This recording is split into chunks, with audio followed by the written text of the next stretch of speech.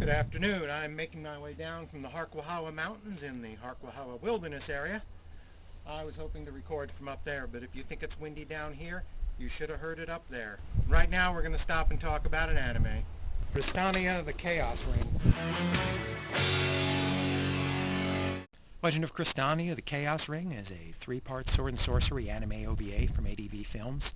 It's a sequel to the Legend of Crystania movie, also from ADV Films. They're both spin-offs in a strange and twisted sort of way from the Record of Lotus War OVAs from several years earlier. And they also owe a lot to paper and pen wargaming. If you haven't seen the Legend of Crystania movie, you probably should before you see the OVAs. The OVAs are a sequel, of course.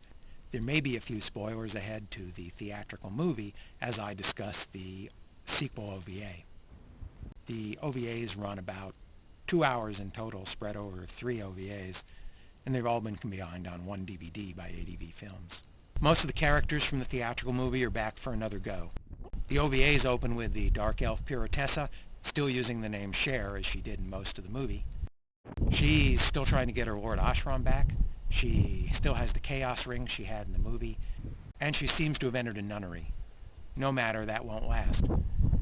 The Tiger People, servants of the god Barabbas, the Tiger God, are out looking for her, or at least the Chaos Ring she has.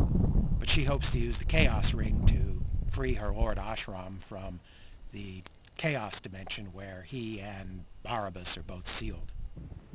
Meanwhile, the stocky Obil is wandering around Crystania. He's still traveling with his young companion Lifan, the spirit sorceress. Lifan has a plan to get back the Lady Adelicia, who was a priestess of Radha, you may remember from the movie. You probably thought she was dead at the end of the movie, but it seems it's possible the bear people may simply have sealed her away in chaos, where it might be possible to retrieve her. Lifan has a plan. The other companions from Hark, young Lord Raiden, the guardsman Quild, and the wizard Narsil, are taking up a quiet life living in a small village. Raiden has taken up blacksmithing. That's not going to last either. The struggle between Ashram and Barabbas within the dimension of chaos are straining the seals on the chaos dimension, and as the seals are breaking, strange things are popping up around Crystania, such as a basilisk.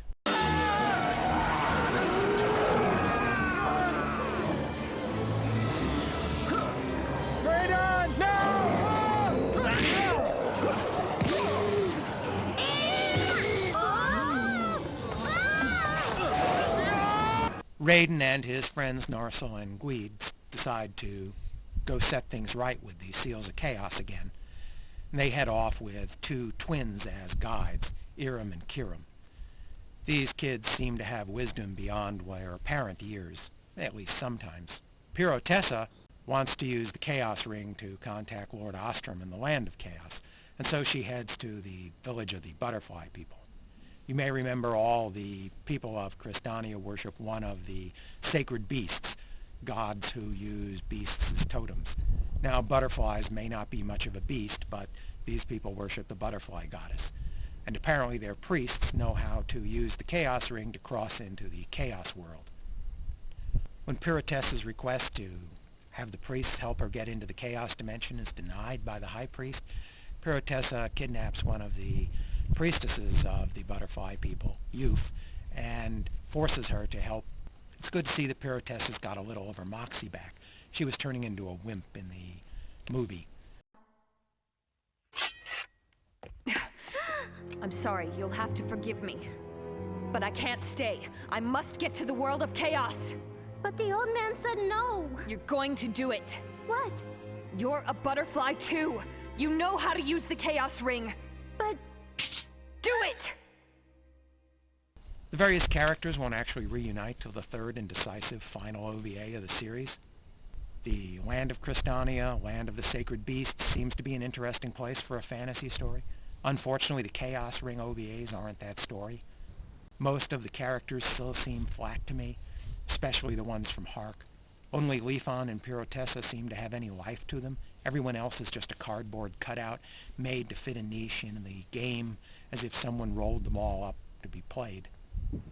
Whereas the movie was a little busy plot-wise, the OVAs are positively hyperactive. The plot depends on a lot of MacGuffins. There's the Chaos Ring, there's a magical bell, there's an enchanted castle, a pair of mystic keys, a dragon, and a lot of old arcane legend and lore to boot. Feels like they're making it up as they go along.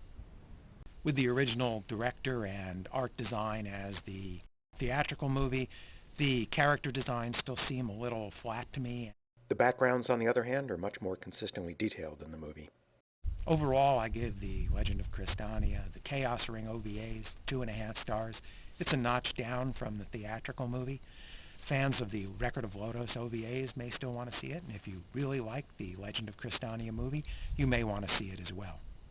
Oh, and the dub into English is one of the earlier efforts by a U.S. company to do an English dub, and it really doesn't sound right to me. Now, that may be because I'm familiar with listening to the Japanese dialogue from the original Laserdiscs back in the old days, so I think I'd stick with the subtitles. Thanks for listening.